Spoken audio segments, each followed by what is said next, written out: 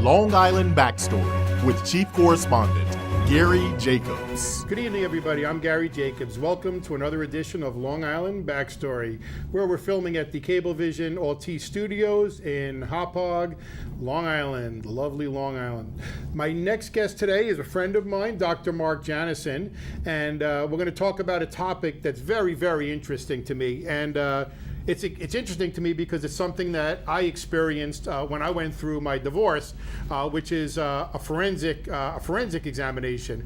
Now, when they were first talking about this in my divorce, I never even heard of a forensic other than when somebody dies. That's what I thought of as a forensic exam.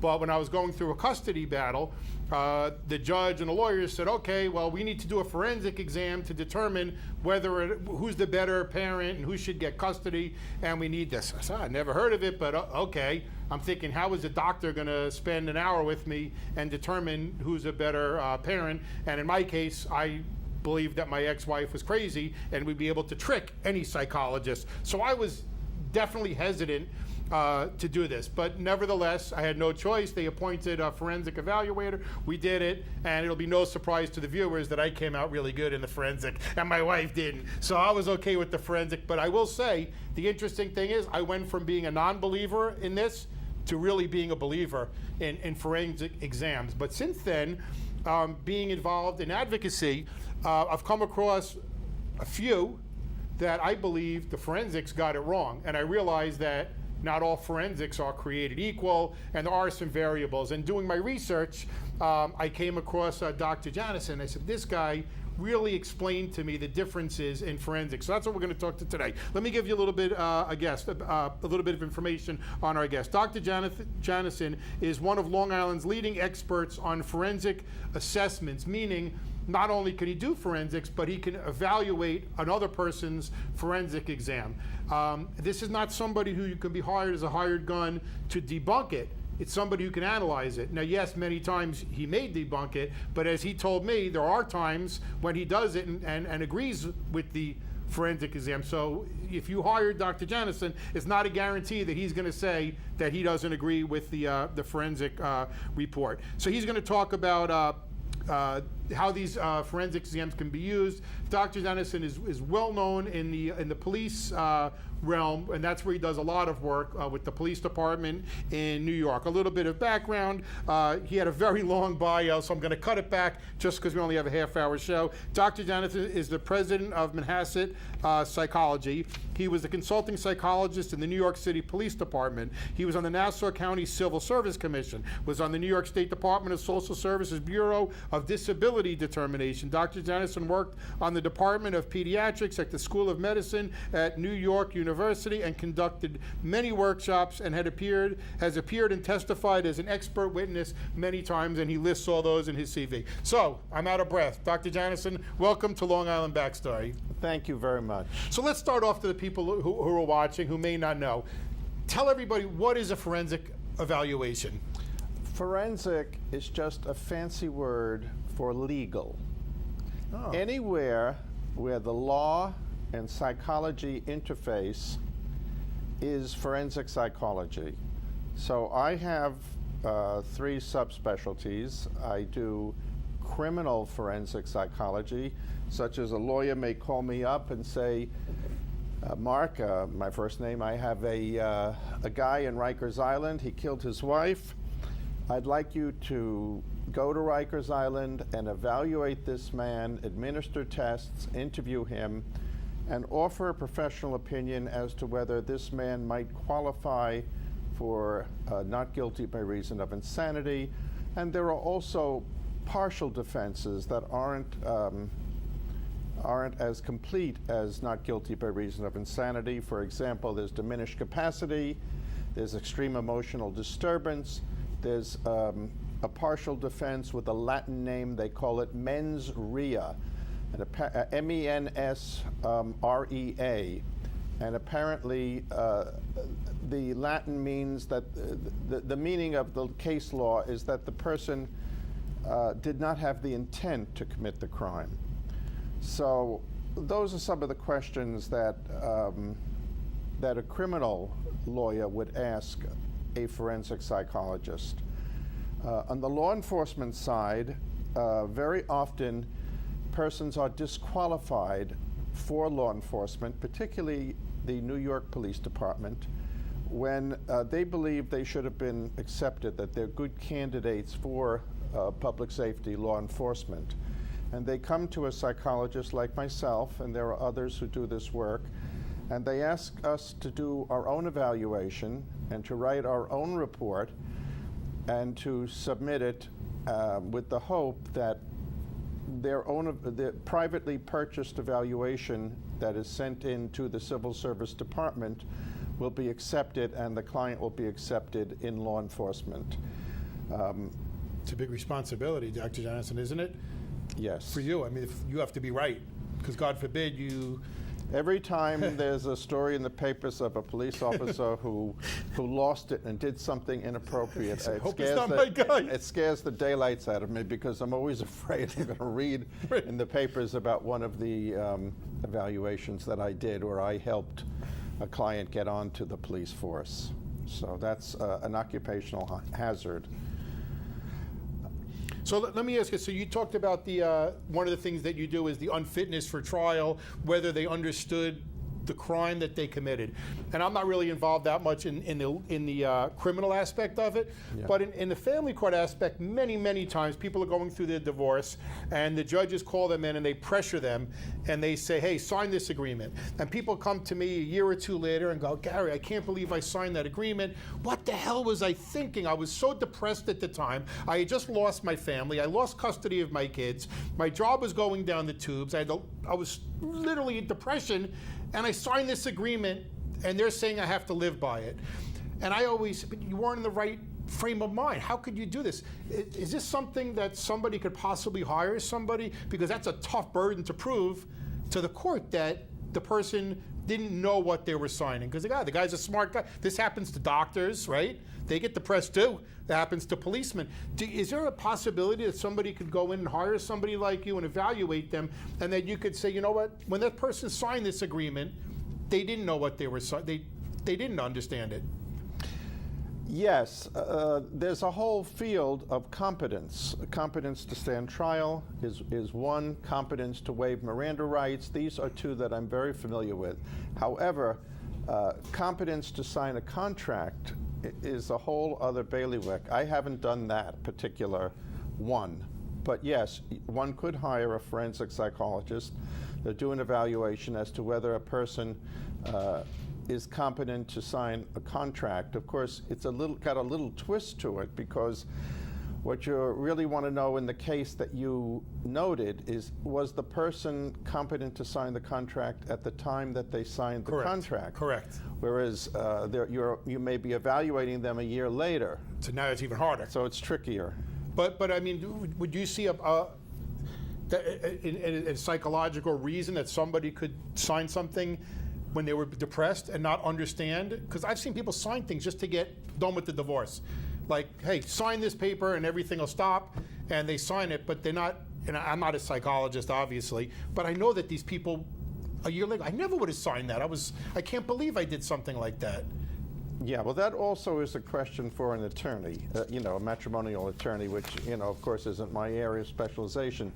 But the issue of competence comes up, in wide variety of areas. There's competence to be sentenced, which is a whole different subspecialty, and there's competence to sign a will, to create a will, and so forth. And of course, since the wills involve a great deal of money or material assets, they're hotly contested. Right.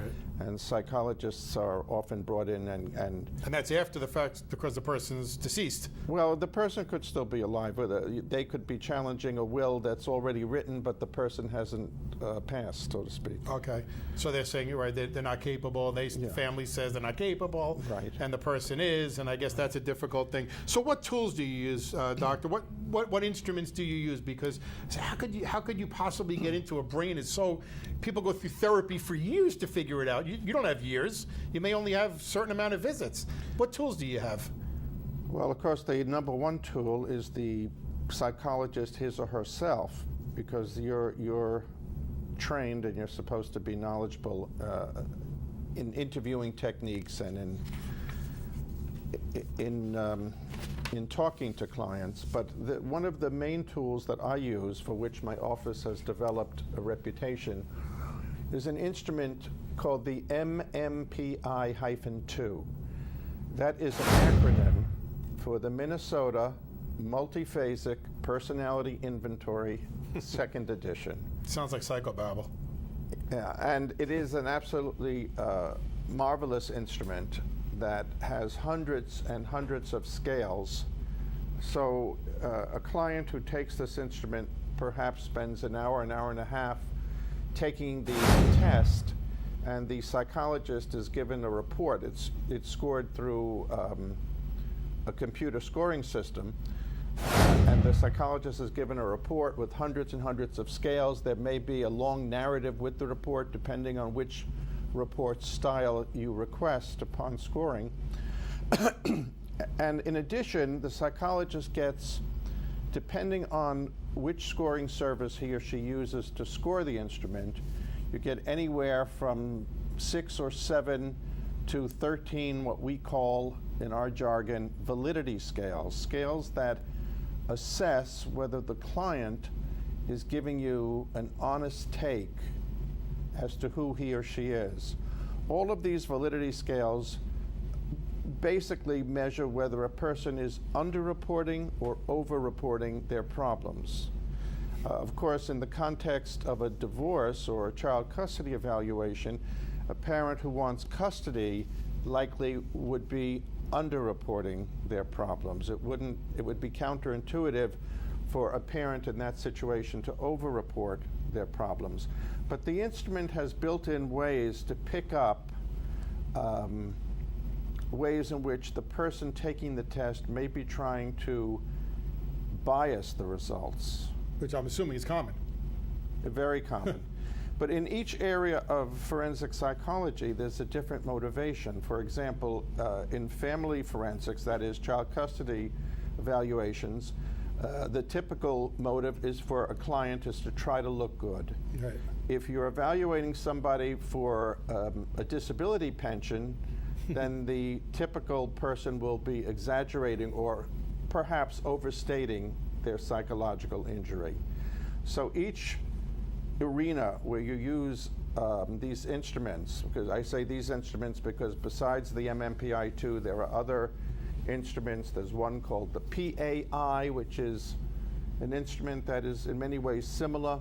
There's an instrument called the MILLON, M-I-L-L-O-N, 4th edition, which is another personality inventory which also has these scales that are called validity scales. But anyway, each area of forensic psychology, there is a response bias or response style which is typical for that particular area of forensic psychology. I would also add that there are well-known patterns on all of these instruments, all three that I mentioned, the MMPI-2, the PAI, the MILLON 4.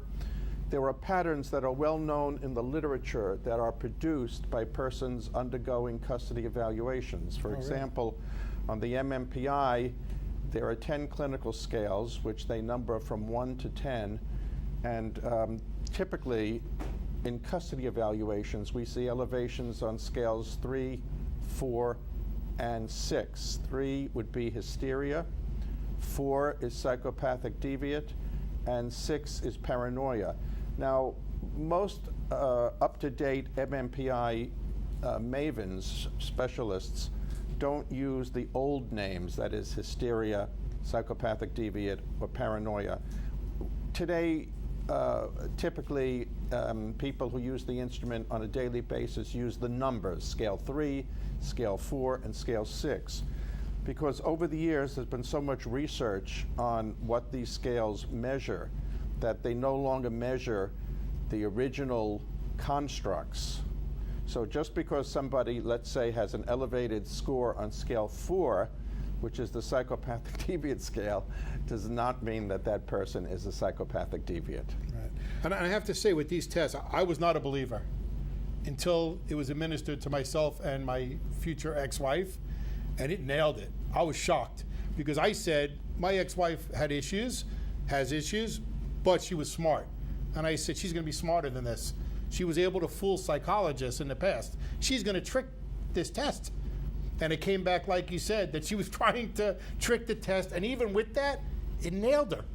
It got her personality, and I became a believer.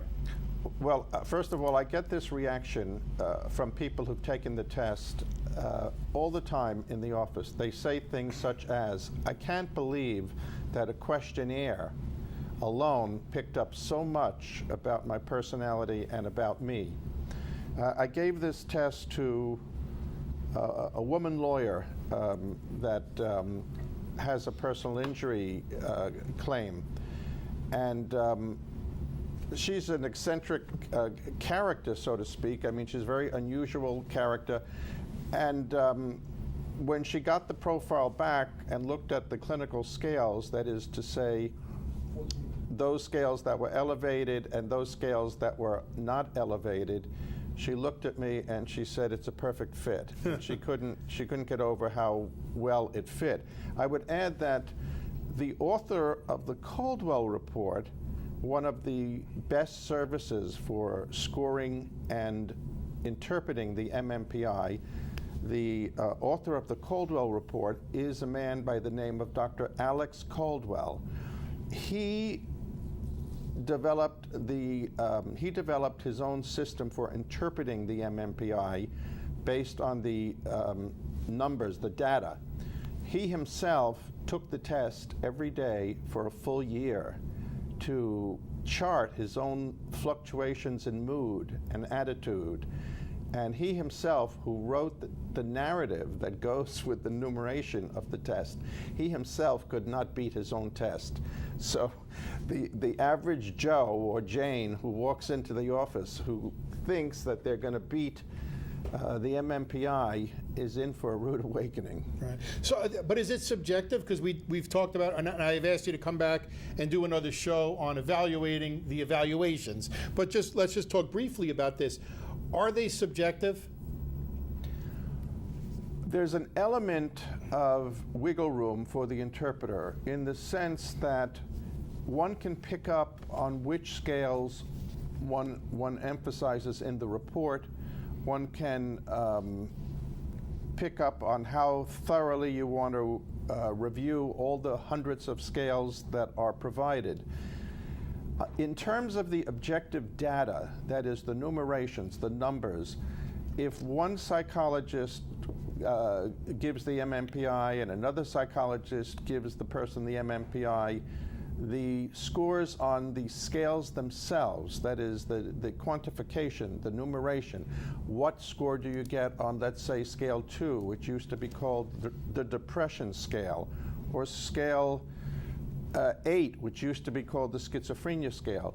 Those scores should be, the numbers should be identical, no matter what scoring service you use, and no matter which doctor, if one were to administer the test at the same time to the same person, which of course is impossible, they should get identical numeration, identical numbers. So how do the judges feel about these being used in court? Because as I said, when I first learned about this, I said, I'm not a believer. My wife's going to trick it. So now I'm a believer. But how do judges feel about these being introduced? Do they say, well, listen, this is it. They came back, tested this way.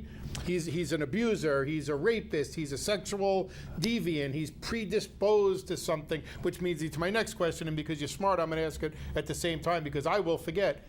Can the test predict future behavior to any certainty?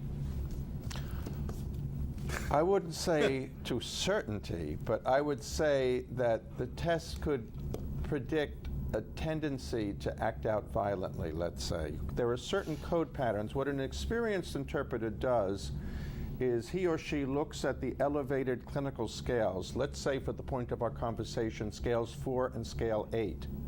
That would be called in our jargon an elevated 4-8 code pattern. And what an experienced psychologist or MMPI 2 expert would do would be go to one of the respected books in the field and look up the 4-8 code pattern and see what the typical person who produces this elevated code pattern, what are the personality characteristics that are typical for this person? The MMPI, the secret of the MMPI is that it is a snapshot in time, but it's a snapshot in time based on how a person answers hundreds and hundreds of questions. And what the computer does is it takes those 100 questions and it organizes them, and it answers the following question: which group or groups of persons with known psychological characteristics answer the questions the same way? The theory of the test is that if you answer hundreds and hundreds of questions the same way as somebody with a known personality, or some group of people with known personality characteristics, that you will think, feel, and act the same way as the people in that group. So if you answer hundreds of questions that you're depressed, then the theory is that you will think, feel, and act the way the people in the standardization group who answered hundreds of questions as being depressed will think, feel, and act. So I think the answer is, to some extent, yes, obviously you can't say that this person is going to beat somebody, but I guess what you're saying, that there's a probability or a more than likely chance that they would? Well, the way the scholarly texts say it is the typical person with this code pattern has a tendency to act out assaultively. Okay. So, but how specific can it get? For example, somebody's fighting over custody. Can they come to you and they say, Dr. Janoson, I want to have myself and my wife tested to see who will encourage the relationship with the other parent? Can it get that specific? You know, or is it, you know, I don't know. Because what's a better parent? Isn't that subjective? What's a better parent?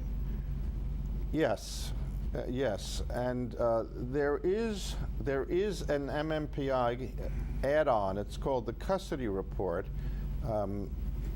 Various MMPI scoring systems offer them. I was using the Caldwell report until they closed their office after Dr. Caldwell got sick about a year ago, but they probably will reopen soon. But anyway, the Caldwell report has an add-on which they call the custody report, and the custody report assesses the parent for potential for parental alienation. Really? For the strength of the parent-child bond, and for the sincerity, of their parenting efforts. Wow, that's a great tool. Yeah, it's a great tool. Now, one of the problems that those of us who are in forensic psychology and appear in the courts have, and you touched on this, is that we're testifying typically before judges, and the judges have not been trained in our field. In addition, there are other cases where, criminal cases I'm referring to now, where I've had to appear before judges who didn't understand other instruments that psychologists use and just poo-pooed the results. So it's a very tough spot. We're going up in front of judges who don't really understand psychological assessment. Right, but which is why they should, well, they're hiring you many times, right, to get your opinion. But like you said, it is, and I could understand to some extent why it is hard to believe that a written test could really get so much information. But I think, you know, there's how many thousands and thousands of times has this test been administered? And like you said, New York City Police Department counts on this quite heavily. Well, the New York City Police Department gives a battery of tests. One of them is a new version of the MMPI. They call it the MMPI-2 RF, Restructured Factors. That's the RF acronym.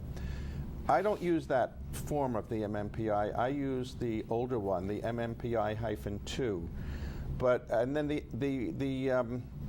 NYPD also uses an instrument called the CPI, the California Personality Inventory, which is a suitability scale, and it assesses candidates as to their suitability for public safety / law enforcement work or employment. So someone cannot get a job in this city based on these tests?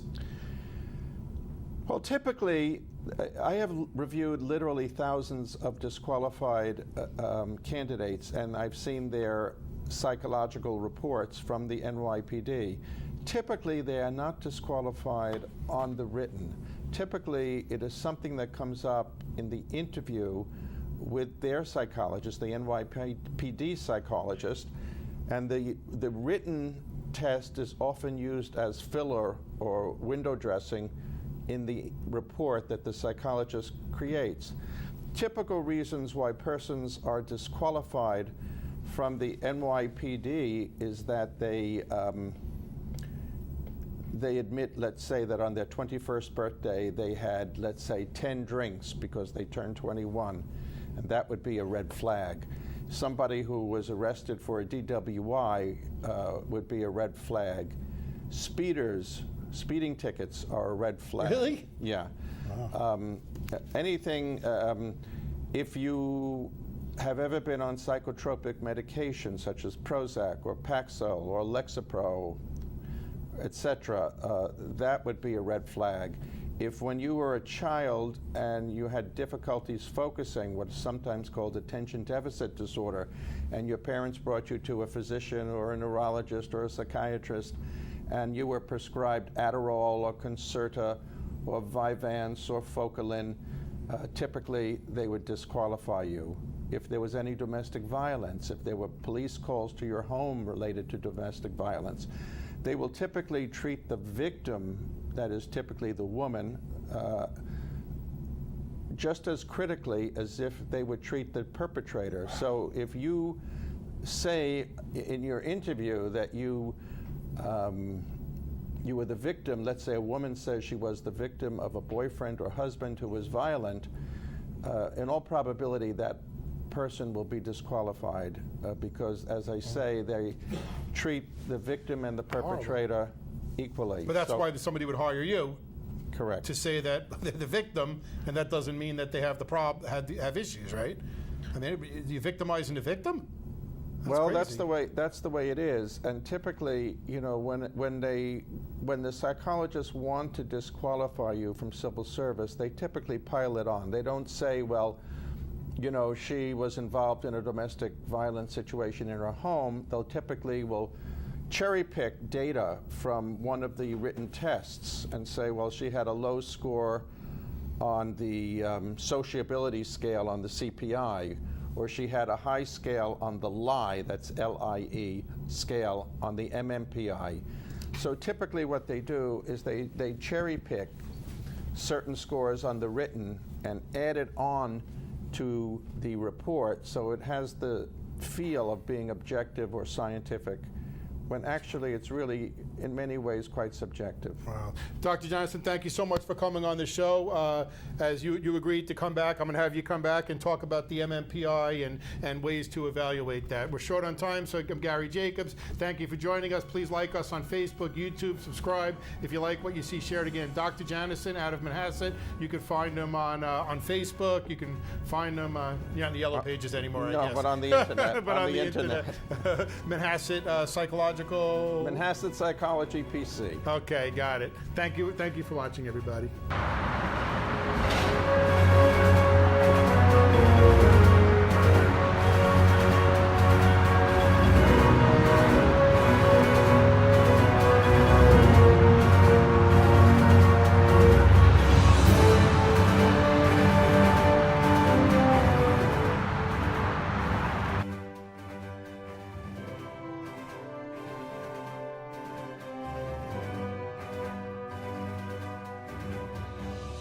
Long Island Backstory is made possible in part by Americans for Legal Reform, the oldest, most successful legal group in the world. P.O. Box 2679, Huntington Station, New York 11746. Telephone 631-421-6390. Website Americans4legalreform.com.